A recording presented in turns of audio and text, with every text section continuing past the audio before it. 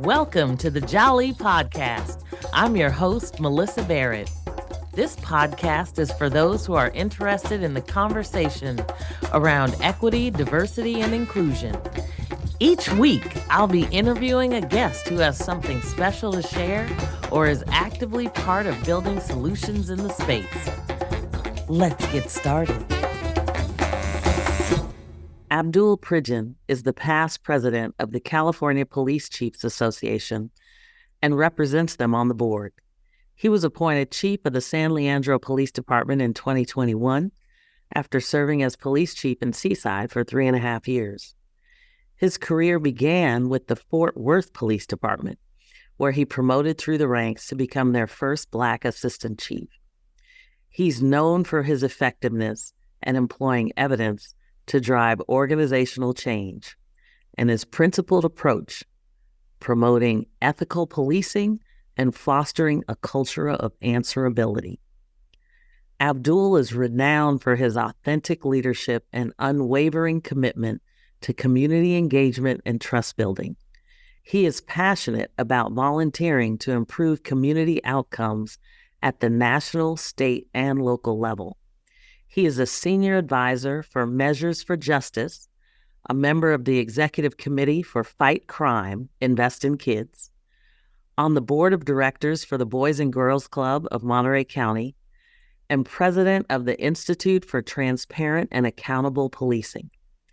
Chief Pridgen holds a Master of Arts in Public Administration and a Bachelor of Science in Criminal Justice. He's a graduate of the Southern Police Institute, FBI National Academy, FBI National Executive Institute, and Harvard Kennedy School, senior executives in state and local government, and he went on to receive an executive certificate in public leadership from Harvard. All right, so this week I am so excited to have Chief Abdul Pridgen with me from San Leandro. Thank you so much for joining me. Thank you for having me, Melyssa. So I was looking up some statistics, and I know that there are probably less than 10% of police chiefs in the United States that are Black or African American. So the first question I really want to ask you is, like, what was your life like? How did you even get here? Did you want to be a police chief? Like, how did this come about? And what do you have to have in order to actually make it there? Wow, that's a great question, Melyssa. And I'll take your listeners on a little journey, not a lengthy one, but it's important to understand where I came from to really appreciate where I am and how I got here. The one thing I will say before I go into that is the one thing that is the most important aspect is you have to be resilient. You have got to be resilient. So I was born and raised in the Bronx, New York, at a time when hip hop was being born, so to speak. I thought I was going to be a rapper, and I wasn't very good. I froze up on the mic, and I said, okay, well, this isn't going to be my career. And I wanted to actually go into the medical field and be a psychologist or psychiatrist, because in my estimation, when I was young, I thought they made a lot of money. I was like, well, if I do that, then I can make money. Because like many who have backgrounds like I do, you come from a low socioeconomic neighborhood, mother working 2 jobs, trying to raise 3 boys on 1 salary and try to do the best she could to make our lives better. So put us in private school, which I think helped me in a lot of ways. But I would say the most critical juncture in my life. Now, I never thought about going into law enforcement at any point in my entire life. My dad actually retired from NYPD. But he and my mother divorced when I was 7, so it wasn't like, hey, I sure want to be like my dad. It never even crossed my mind. I saw him on holidays and birthdays, but that was about it. So between my junior and senior year of high school, my mother moved us to LA. And it was at the time me, my middle brother, and my younger sister, who was born when I was about 14 years old. And I was a built-in babysitter. So we were in LA for about a year.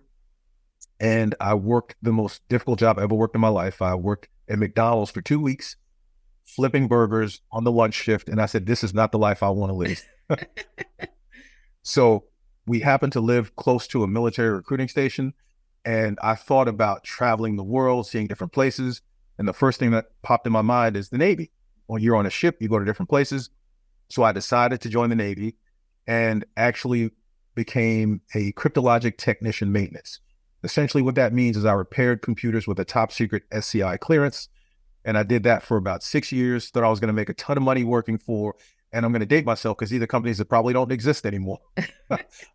But, like Bell or Raytheon, companies like that. And so when I got out, I happened to be in the Dallas-Fort Worth area. And I was working as a satellite communications technician.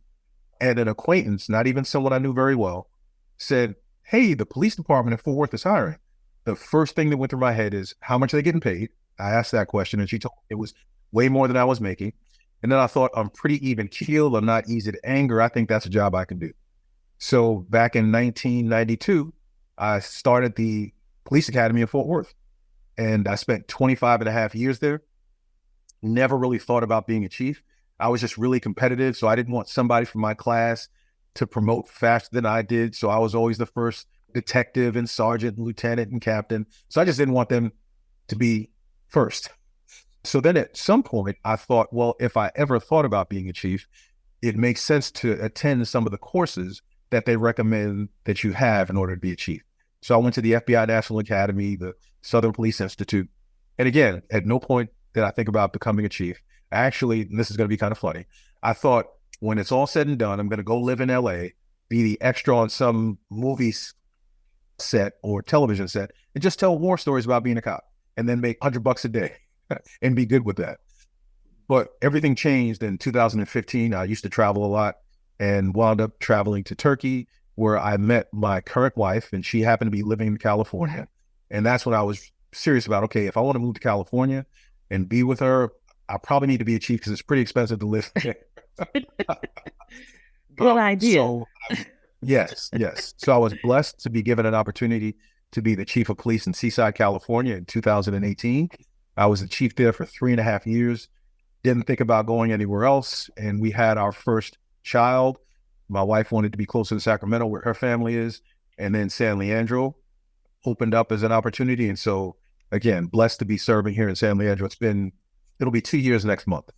And just incredibly blessed. But the one thing, you have to be resilient. You have to be resilient. You have to be resilient. You have to be able to take failure and build off that to be successful. Yes. Oh, this is awesome. Well, I was born in the Bronx, so we have that in common. I did not know that, BX. Yes. But I heard you were also quite the dancer, I think. I saw somewhere that you're quite a dancer. So growing up in hip hop. So it's been said. Yes, I used to electric boogie and that kind of stuff, and actually won a contest doing the electric boogie with another person. So I could do a little bit of it now, but I've got to put Bengay in advance. Right? We might have to get you out there. So awesome. All right. So I know you said you left Seaside in 2021 and you've been here now a couple of years. But I also know that you also protested with Black Lives Matter when it was kind of the height of all of that happening. And one of the things that you talked about was the profession of policing needing to change. And I think you mentioned pioneering some sort of contemporary policing model that you wanted others to emulate. So what did you mean by that? And what does that actually look like for you? So it's not reinventing the wheel. It's treating everybody with dignity and respect. And in our profession, culturally, we have become accepting of talking to people a certain way. And I've always been a big believer in, at the end of the day, some people, all they have is their dignity. And don't take that away from them. And even if they're suspected of doing something, treat them with dignity and respect. And so procedural justice is at the core of everything that I think needs to be celebrated in policing, treating people with dignity and respect, giving them a voice, being trustworthy and neutral in your decision-making. And so by incorporating that, and more importantly, looking for organic opportunities to engage with members of the community. Because if you are serving people that you don't know, don't understand, don't have a relationship with, you cannot be as effective as you can if you actually know them and you understand that they're no different than you are. They have the same fears, the same hopes and dreams and passions, and they just happen to be living in a certain location that might deprive them of some of the privileges that you might have had. So I think once you can have that connection with people, and it works both ways, they see that police officers aren't out there just to harm people and to put people in jail, but they actually care about their communities. And then police officers see these people are no different than I am. They have their fears and concerns and passions. And I think it makes for a more meaningful relationship between police and community. And ultimately you build trust and cooperation.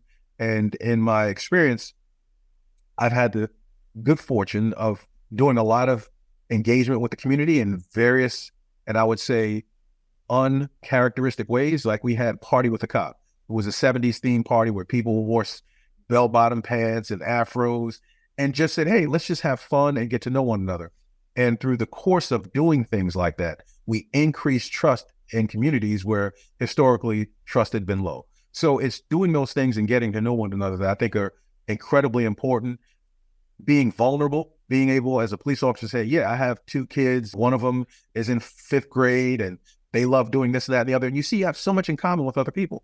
But I think as a profession, we're hesitant to share that because we're like, hey, somebody's going to kidnap my kid from school. And it may happen in a movie, but in real life, those things don't happen. It doesn't mean that the fear isn't real, but we've got to overcome that and understand that people just want to get to know who you are and understand you're not a robot who unplugs when you come to work and plugs in to get charged when you go to bed at night. Yeah, that's great. I love that. Party with a Cop. I love it. It was a lot of fun.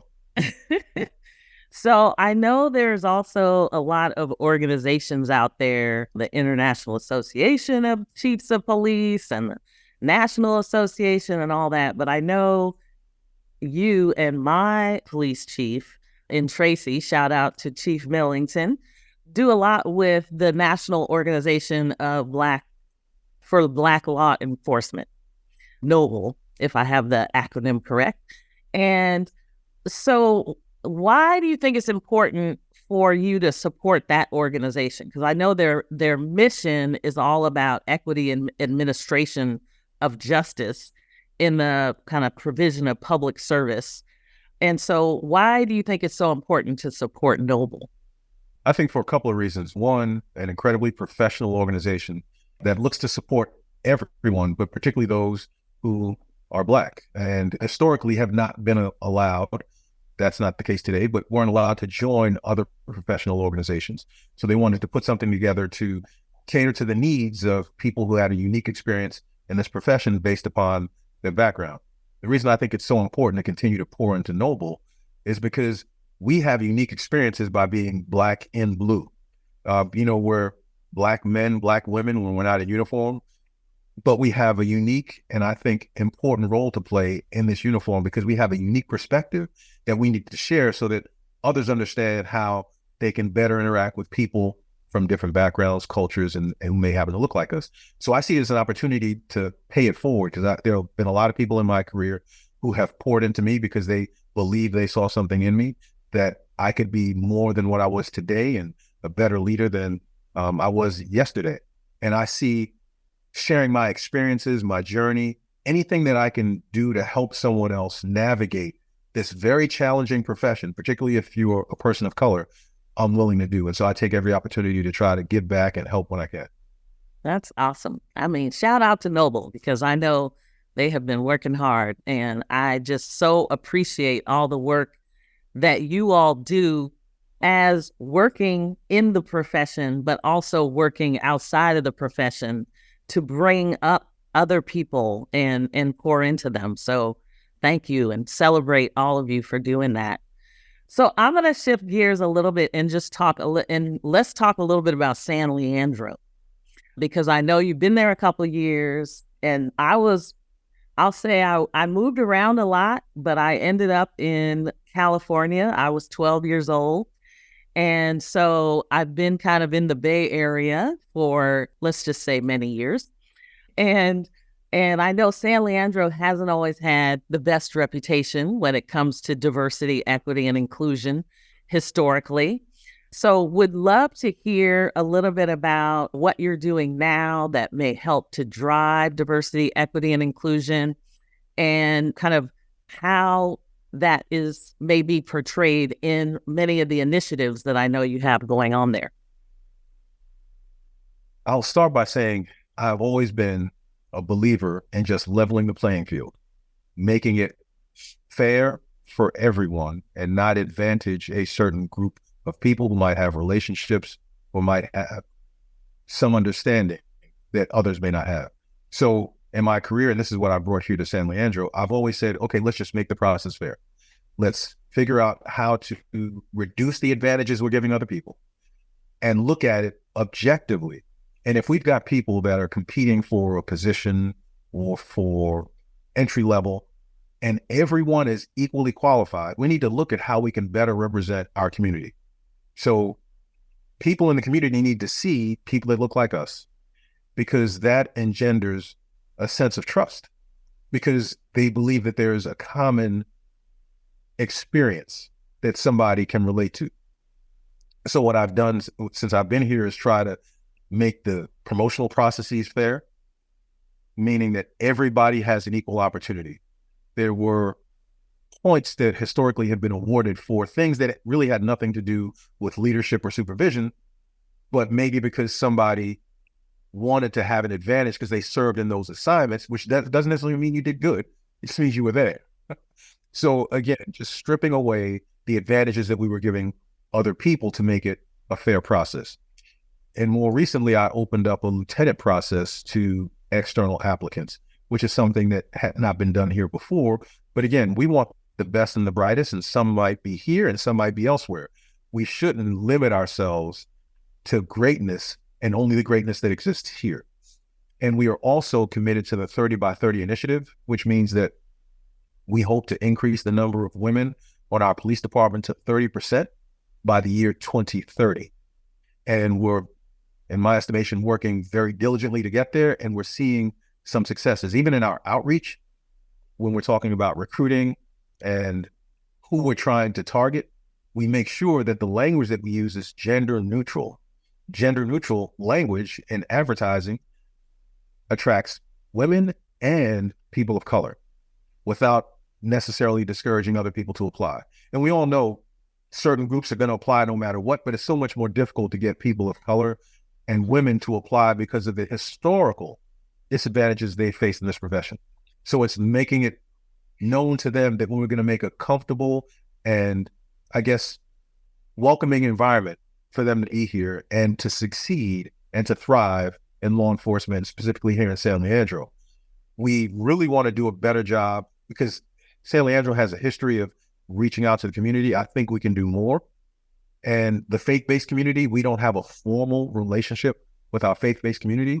That's something that we will do under my leadership. It's just making sure we have the bandwidth, because there are lots of changes and we've got to be sensitive, because that's the most disconcerting thing with change. People are reticent to change because it's something that they're unaccustomed to and fearful of. So it's making sure that the change is strategic and measured, but we've got to have a better relationship with our faith-based community.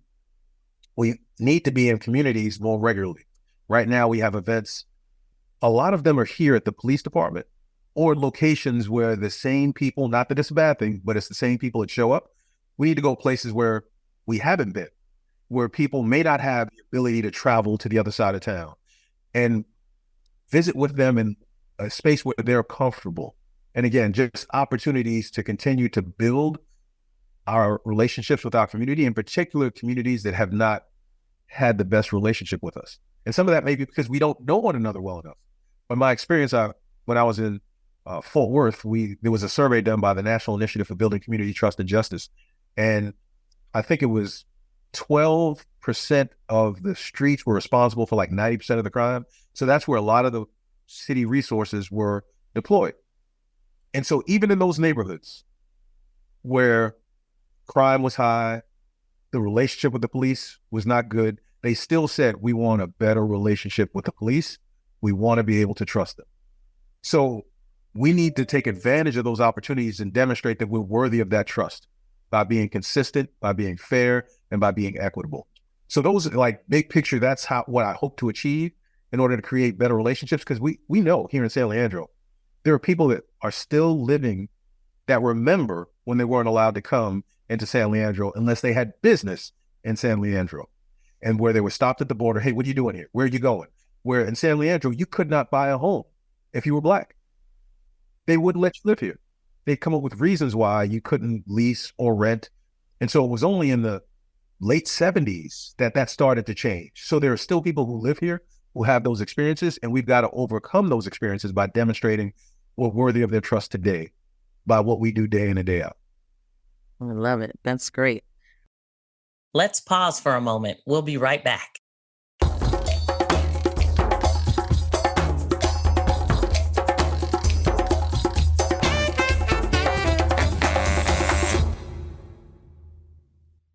Now, and you talked about the kind of measured change, because I think a lot of people, when they think of diversity, equity, and inclusion, it's like, we need to get this change right now. But it takes time. I mean, people need time to make change. So I can appreciate kind of all of those efforts. I love 30 by 30 because I think it's so challenging for women and people of color to look at the law enforcement profession and feel like they belong in some cases. And so I appreciate all you're doing there. But I also know, I think it's in Vallejo, if I remember correctly, that they're kind of in a state of emergency for losing officers and looking for other cities to help. What do you think kind of cities can do to ensure that they're protecting and serving when there's such this challenge with recruitment? That's a great question. I think there are a couple of things, and this is not specific to Vallejo, to Central California, this is across the country. There has been a huge exodus in late 2020 and 2021. A lot of people reach retirement age, and so they decided to retire. Like, you know what? I'm raising the white flag. I'm done. And then it's been difficult post-pandemic, and not just in policing, to hire people. The unemployment rate is so low, historically low, that everybody's facing this challenge. So it's, how do we differentiate ourselves from other departments to, again, communicate that this is a welcoming environment where we're going to care about you, your well-being. We're going to make sure that we invest in you so that you can be successful, give you the tools and resources to do your job well and professionally. But we also have to take advantage of partnering with our community, because it's not just the police department that's responsible for community safety. It's a much broader group of people. It's social services. It's the fire department. It's members of the public. And I'm not saying go out there and patrol your neighborhoods and say, hey, what are you doing? Get out of my neighborhood. Well, what I am saying is you can be the eyes and ears. You can also serve as a deterrent. So one of the things we're going to try to do here in the near future is we get a lot of complaints about people speeding. It doesn't necessarily have to be a police officer out there running radar. It could be a member of your community who's trained on how to run radar, get the license plate of the vehicle that's speeding, provide that information to a volunteer who runs the person's license plate, and then we as a department send them a letter on department letterhead saying your vehicle was seen speeding through this neighborhood on this date at this time.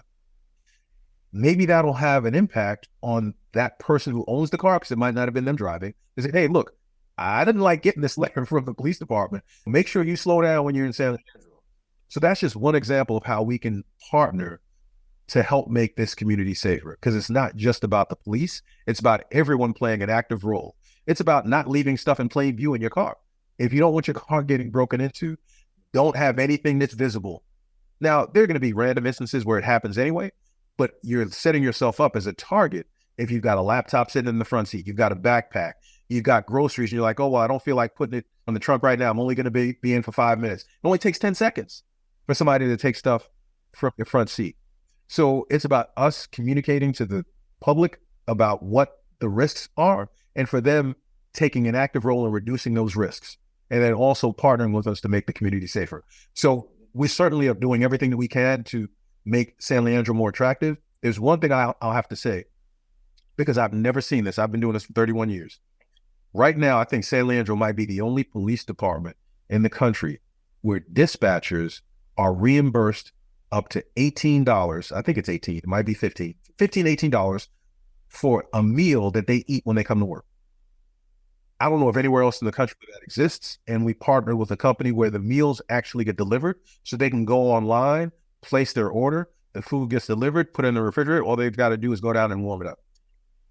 And that's a way of us demonstrating that we care about our employees and we understand the unique challenges that they face.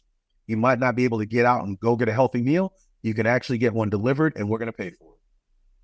Now, did I hear, that's awesome, but I also heard that you actually have a comfort room there.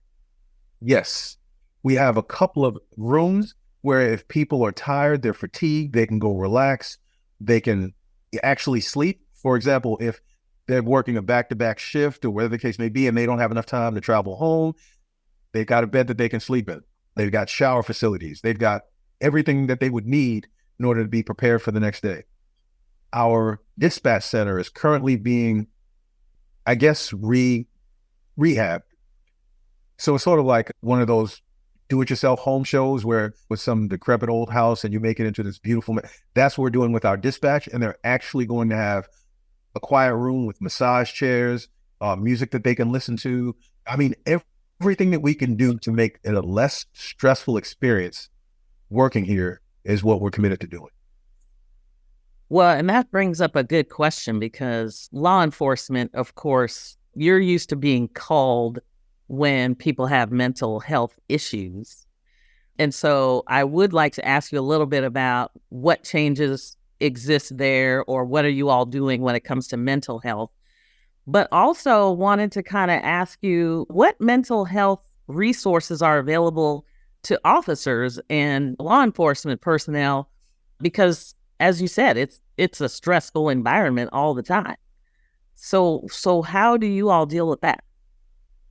Two great questions. So the first one, we have trained everybody in our department in crisis intervention for people who might be suffering mental health crisis, and also ICAT, which stands for Integrating Communications, Assessment, and Tactics. And it's a form of diffusement where you show up to a scene and you try to develop a rapport with someone who might be suffering a mental health crisis. You don't take action you don't absolutely have to take. And at the end of the day, time and distance are your ally. Don't rush into anything. Time is on your side.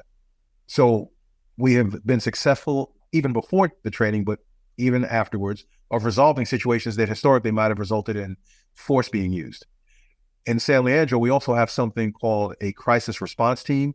We sent out a request for a proposal so that for everyone to understand that a government agency has to send out an announcement saying, we're looking for someone that can provide this function in order to give everybody an opportunity to submit bids and say, this is how much it'll cost you and this is the service I will provide. I think we did that a couple of months ago, and it's a combination of the Alameda County Fire Department. It'll be a licensed nurse practitioner, and it'll also be an emergency services technician, I believe. And it won't be police because there are other people that are better suited to deal with people suffering a mental health crisis. It doesn't mean that we can't be effective in some situations, but we all know that the people that do it every single day and are trained in that area are much more effective. And sometimes a uniform can serve as an escalating factor instead of a de-escalating factor. So we're hoping to have that up and running over the next 6 to 9 months and then start tracking it. So when someone calls our communications and says, hey, there's somebody out here who's a danger to themselves or others, and this is what they're doing, or they're not a danger to themselves or others, but they're just behaving in a way that I think is concerning. This team would go out there to try to provide some outreach, and not just on that situational basis, but long-term, partnering with the county. Has so-and-so taken medication? Have they made their last appointment? Following up these people, because this is not a one-time thing. Many of these people we see over and over again, and they're not getting the help that they need. So we're hoping that this crisis intervention team will be able to develop relationships, because some of it is about trust. Do I trust that this person really has my best interest at heart? And it might take years for someone to ultimately trust enough to take a different path and go get the help that they need. But there has to be that support system in place that is consistent. And I think that's what we're creating. And hopefully over time, that will get more people out of the condition that they're in and deal with whatever issues that they're facing that is putting them in a position to, I would say, suffer that mental health crisis. So those are the few things that we're working on here. We're excited about that coming on board because it's going to be very, very necessary here in San Leandro. Yeah, fantastic. So then in terms of what resources are available to law enforcement personnel? Great question. So we've got something that people probably heard of. It's called Employee Assistance Program. I will tell you in my experience, that's something that has not been utilized to the extent that we would like. And part of it is because sometimes officers don't feel the anonymity is there, that they go to someone and that's going to be kept confidential because they don't want it being spread throughout the department. So they're more reluctant to partner with a company that has a relationship with the organization that they work for. So we are bringing an application on board that's phone-based. It's called Cortico Wellness App. And officers can literally go on there and search for resources that can help them in a time of need. And they can connect through the comfort of their own homes. And no one knows who they are, where they're from, that kind of thing. They just get the help that they need. The other thing that we recently introduced is there's a company down in Newport Beach that specifically deals with trauma faced by law enforcement and public safety personnel. So we have a wellness team actually that was created that thinks about the wellness of our employees and what could be done to increase and enhance wellness. So they're very trusted members of our organization. So they went down to this location in Newport Beach where they have an incredibly high success rate with bringing people back who are suffering from PTSD. And the statistics are, if someone is stressed or they're out from work for 7 months, 90% of them never come back. So the goal is to get them the help that they need sooner. And just so your viewers are aware, or your listeners, in California, it is incredibly difficult to get someone to deal with PTSD related to law enforcement. There are only certain people that are qualified to do that. And so you have people that really are like, I need help, I want to get back to work, and they can't get the appointments that they need. But this organization down in Newport Beach, it's an inpatient program where up to 90 days, someone goes to get the treatment that they need. They've got an 80% success rate, which is absolutely unheard of. And one of the things that we committed to do as an agency is if we have a member who says, I'm really in a position now where I need some help. And I think that location down in Newport Beach is perfect for me. We're willing to try to get the family down there with them because it's hard to do that on your own when you've got a family, when you've got loved ones, when you've got a support system 200 miles away. So it's worth investing a little bit for an Airbnb for their family, their loved ones to be there with them during that very difficult time. And it's worth that to get an employee back to work whole and healthy and ready to go. So those are a few of the things that we're doing. And we're always looking at creative ways. We are considering partnering with a company that does sort of a wellness assessment that's going to be covered by the department, looking to bring people in periodically to provide massages for people. So any little thing that we can do to try to increase wellness. We used to have yoga available before the pandemic, but that changed everything. We're looking to bring that back when we have yoga being available to all of our department employees. And again, that's a stress reliever, mindfulness, that kind of thing. So we're trying to come up with any and everything that we can to, again, invest in our employees and speak and address all their wellness issues. I love it. Yeah, because Lord knows we need it. Everybody, law enforcement for sure. But even in the corporate community, you got folks focusing on mindfulness and trauma-induced, all of those things. So I just appreciate all the things that you guys are doing. I love that it's in San Leandro, especially based on some of the historical challenges that San Leandro has had. So it's great to see you working in that space, and I just really am enjoying all that you're doing. So I don't even know what else to ask you. Is there anything else you wanna talk about in terms of I know you guys also, even as police chiefs, get together. At least I know you did at least once. I think Chief McFadden, shout out to Chief McFadden in Stockton. He was talking about how you guys came together after pretty intense situation. So a lot of the Black police chiefs got together for a conversation. But feel free. Yeah, so we got together after George Floyd.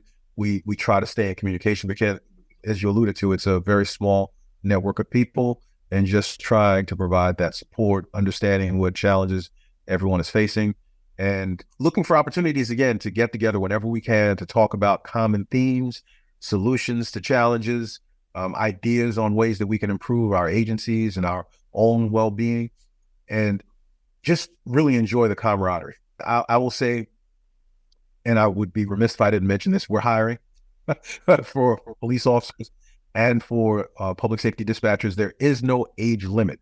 A lot of people are under the assumption that you have to be 21 and no older than 30. There is no age limit. So if you can do the job, that's the only requirement.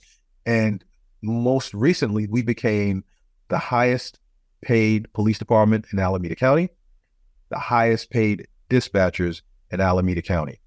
And something that I've never seen in my career. But again, this is a testament to the leadership by council and also the city manager. Last year, when we were experiencing a really critical staffing crisis, last year, employees were eligible, police officers and also dispatchers, for a $20,000 bonus. $20,000. They worked a certain number of hours, had not been disciplined in the prior couple of years, and were in good standing. And a $10,000 payment came within a month of it being approved. So this was a way the department saying we understand and acknowledge the stress, the challenging environment that you're working under with the overtime, with the short staffing. This is just to say we hear you and we appreciate you. And so there are people that receive $20,000 inside of a year. So again, we're trying to do everything that we can to demonstrate how much we appreciate our employees with our employee recognition program, where they're formally recognized, and not just a pat on the back and a firm handshake, but money that you can spend. So our employees of the year get up to $250,000. Excuse me, 250, not 250,000. I'm about to say. Hey, I'm applying. That'll get some folks' attention. Right. But $250, and then our employees of the quarter receive $100. So again, it's just a little bit to say we acknowledge the wonderful work that you're doing. We appreciate you, and keep it up. Yeah, go out to dinner, do something with the That's family. right. You know, that's awesome. Absolutely. I love it. I love it. Well, anything else you want to say? I know you're hiring, and obviously you got me thinking about law enforcement now. My gosh.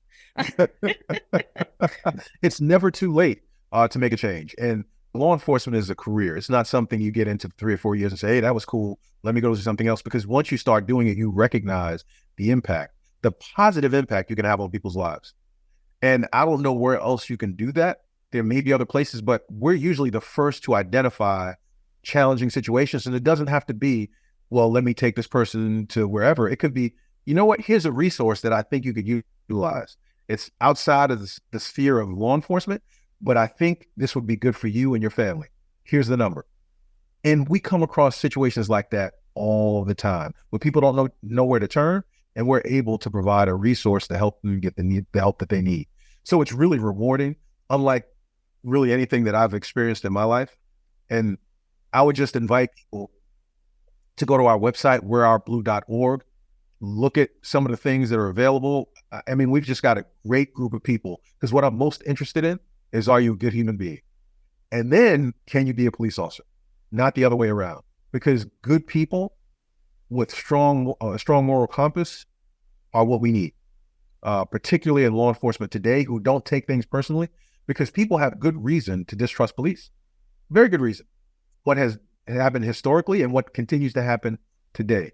So people who don't get offended by it say, you know what, I get it. I understand why, but I'm here to demonstrate and to prove that I'm different, that I'm not like everything that you've seen or what you've heard. We are a different breed. And we invite the conversations, those difficult conversations about what you've experienced and what your perceptions of police are. But I'm here to change that by my actions, not just my words. I love it. Weareourblue.org. Yes. All right.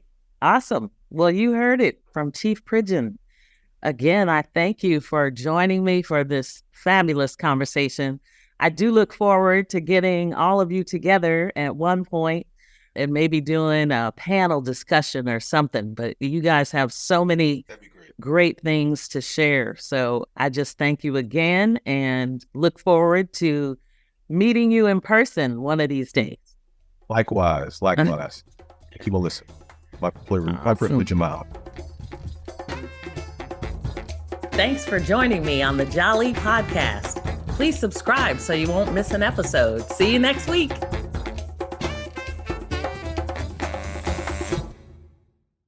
This podcast is a part of the C-Suite Radio Network. For more top business podcasts, visit c-suiteradio.com.